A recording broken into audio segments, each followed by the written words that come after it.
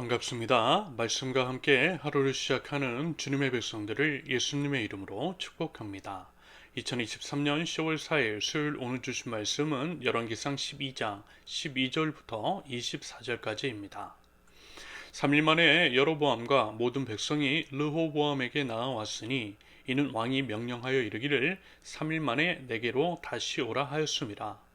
왕이 포악한 말로 백성에게 대답할세 너희네 자문을 버리고 어린 사람들의 자문을 따라 그들에게 말하여 이르되 내 아버지는 너희의 멍에를 무겁게 하였으나 나는 너희의 멍에를 더욱 무겁게 할지라. 내 아버지는 채찍으로 너희를 징계하였으나 나는 전갈 채찍으로 너희를 징치하리라 하니라. 왕이 이같이 백성의 말을 듣지 아니하였으니 이 일은 여호와께로 말미암아 난 것이라.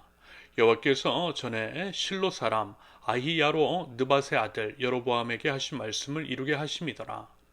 온 이스라엘이 자기들의 말을 왕이 듣지 아니함을 보고 왕에게 대답하여 이르되 우리가 다윗과 무슨 관계가 있느냐? 이새의 아들에게서 받을 유산이 없도다. 이스라엘아 너희의 장막으로 돌아가라. 다윗이여 이제 너는 내 집으로 돌아보라 하고 이스라엘이 그 장막으로 돌아가니라. 그러나 유다 성읍들에 사는 이스라엘 자손에게는 르호보암이 그들의 왕이 되었더라. 르호보암 왕이 역군의 감독 아도람을 보냈더니 온 이스라엘이 그를 돌로 쳐 죽인지라. 르호보암 왕이 급히 수레에 올라 예루살렘으로 도망하였더라. 이에 이스라엘이 다윗의 집을 배반하여 오늘까지 이르렀더라. 온 이스라엘이 여로보암이 돌아왔다 함을 듣고 사람을 보내 그를 공회로 청하여 온 이스라엘의 왕으로 삼았으니 유다 지파 외에는 다윗의 집을 따르는 자가 없으니라. 로보암이 예루살렘에 이르러 유다 온 족속과 베냐민 지파를 모으니 택한 용사가 18만 명이라.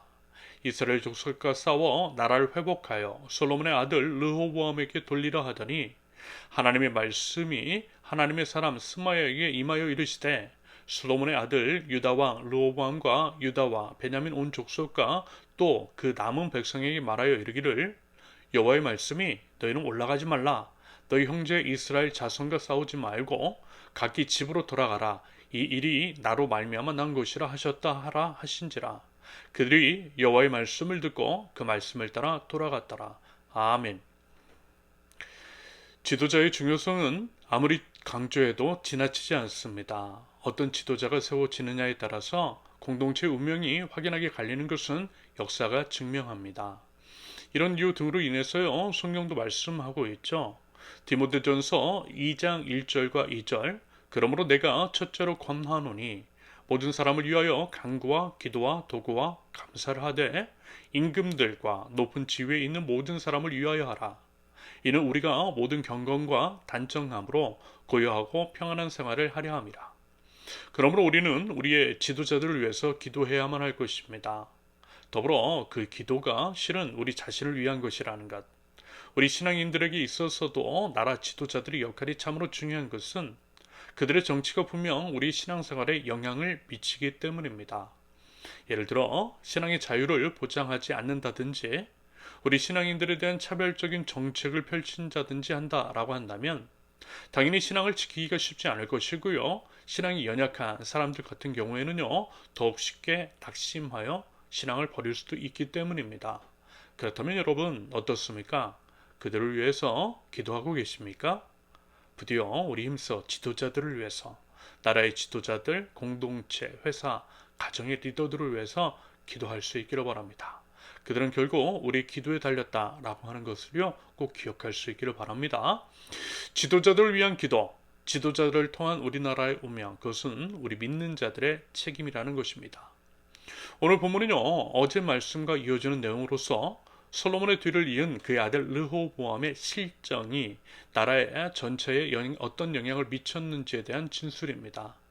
어제요 그러면서 이제 참으로 안타깝다라고 하는 말씀을 드렸어요.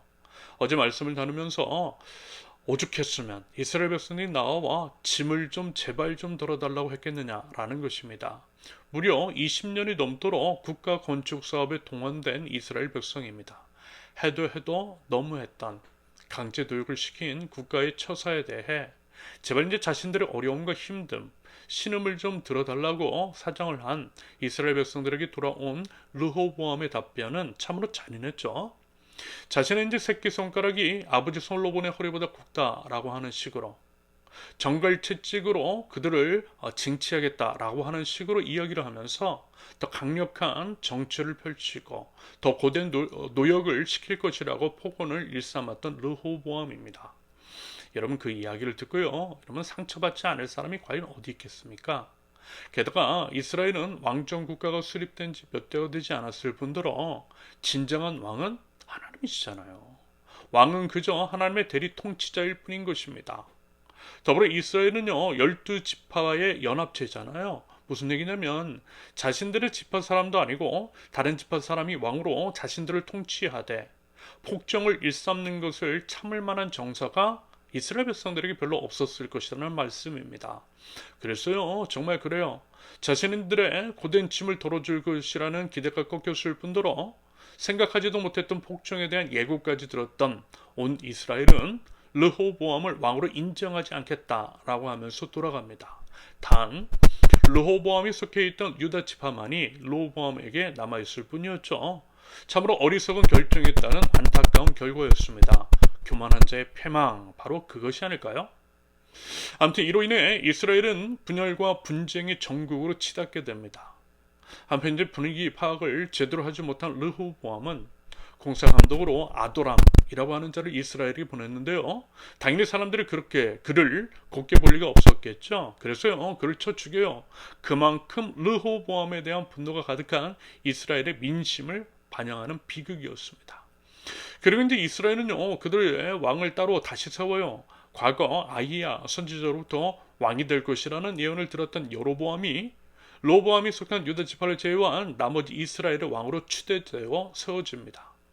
이와 같은 과정을 거쳐 이스라엘은 결국 나누어지고 여로보암의 북이스라엘과 르호보암의 남유다라고 하는 두 왕국 시대가 시작되는데, 북이스라엘의 여로보암이 왕으로 세워졌다라고 하는 이야기를 듣는 르호보암은 무력으로 그 세력을 진멸하고 분열된 왕국을 통합하고자 군사작전을 펴려고 합니다. 하지만요, 22절의 기록처럼요, 하나님의 사람 스마야를 통해 선포된 하나님의 말씀, 즉 이러한 모든 것들이 하나님으로부터 말미암은 것임을 알아 싸우지 말라고 하는 하나님의 명령을 따라 분열된 두 왕국 사이에 전쟁은 일어나지 않았다라고 하는 것이 오늘 본문의 내용입니다.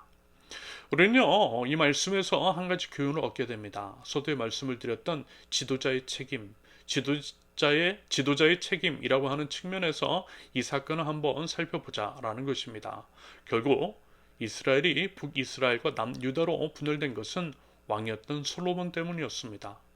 솔로몬의 우상 숭배로 인한 하나님의 심판, 하나님의 징계 차원에서의 분열이고 쪼개짐이죠.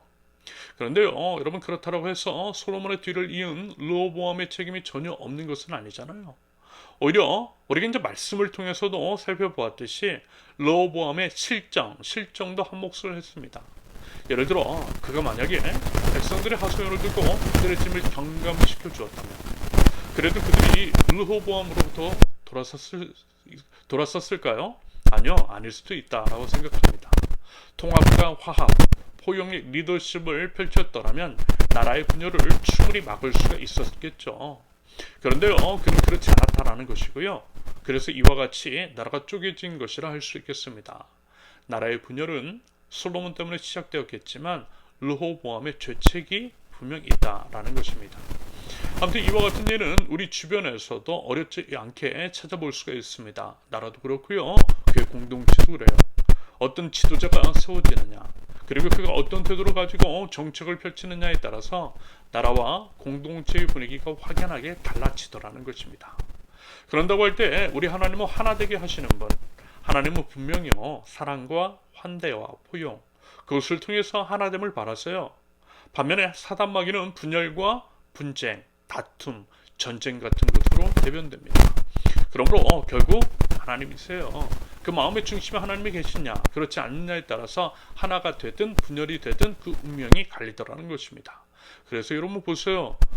제가 이제 과거에 있었던 교회 예만 하더라도 교회 안에 세워진 목회자가 하나님을 온전히 사랑하고 하나님의 나라를 이뤄간다라고 할 때 그 교회는요, 하나가 되었어요. 반면에 자신의 살이 사욕을 챙기고 하나님을 떠난 교회는요, 늘 분열과 분쟁이 일어나고 쪼개졌습니다. 결국 하나님이세요.